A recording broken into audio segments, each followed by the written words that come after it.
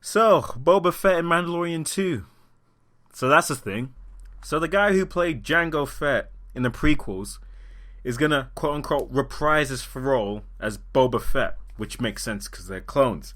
So he's gonna play Boba Fett in Mandalorian 2. Which again, I mean, it makes sense. Don't have a problem with this. Mandalorian Season 1, I had fun for the most part. There were some things that I really did not like, but for the most part I did enjoy. Every time I mention things that I don't like about the Mandalorian Season 1, the thing that pops to my mind is that fight he had with that woman. I forgot her name. What's her name again? Cara Dune. Yeah, that's her name. Now I remember. Her name is Cara Dune. That fight scene was completely dumb. I mean, she punched his helmet and he felt... I'm not gonna go into it. Anyways, yeah, this is a great move. Makes sense. I'm excited for it, but not for reasons where most people are excited for it. I'm assuming most people are excited for it because, it's Boba Fett. He's like, holy crap, Boba Fett, he's back, la la la. Whereas of me, I'm excited for it because holy shit, they're actually gonna give him some character. They're actually gonna give him something to do. Mostly. Hopefully. Because I was one of those... How I got introduced in Star Wars was through the prequels, not through the old trilogy, through the prequels.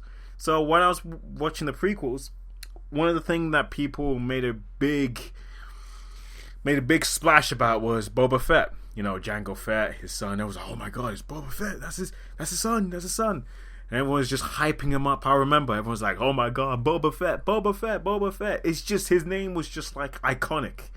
And I was thinking, what the hell? What's so huge about this character? But then when I actually started watching the old trilogy, and he's in it, I was severely disappointed, honestly. And it was one of those times where I was actually disappointed with the fans. Because I was watching the movie, I'm like, he basically did nothing. He basically does nothing. He just stands there. And then Return of the Jedi, he gets knocked down to the Sarlacc pit. I'm just like, I don't get it. I don't understand. What's so amazing about this character? And then I spoke to my friend who actually, when he got into Star Wars by watching the old trilogy first, and he told me it's just because he looks cool. And I'm just like, is that it? Really? It's just because he looks cool? Really? I'm just like, are you serious? And then, and again, I heard that reference with Boba Fett, with Captain Phasma. I remember people saying that Captain Phasma, before the movie came out, The Force Awakens, people were saying, oh my gosh, she's going to be like the Boba Fett of the series. And the way people say it is like, it's a good thing. And after The Force Awakens, The Last Jedi, I'm like, yep, she's definitely the Boba Fett. She did fuck all. So I'm excited for it. I can't wait to see what they do. Dave Filoni, I can't wait to see what he does with it. And hopefully they're actually going to give him some character. Actually going to give him something to do.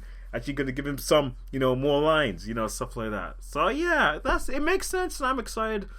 Apparently Rex is going to be in it. Apparently, don't know about that, not sure. Again, seriously, I can't wait to see what they're going to do with it. And I hope they explain how he got out of the Sarlacc pit. I know they explained it in the EU, but EU doesn't exist. It doesn't exist anymore. It's not canon. It's now quote unquote legend. So I hope they give a valid reason of how he actually got out of there. And again, yeah, I can't wait for Mandalorian. Again, for the most part, I did enjoy it. Apparently, it's the only thing other than the Clone Wars that I enjoy at the moment. So yeah, there it is.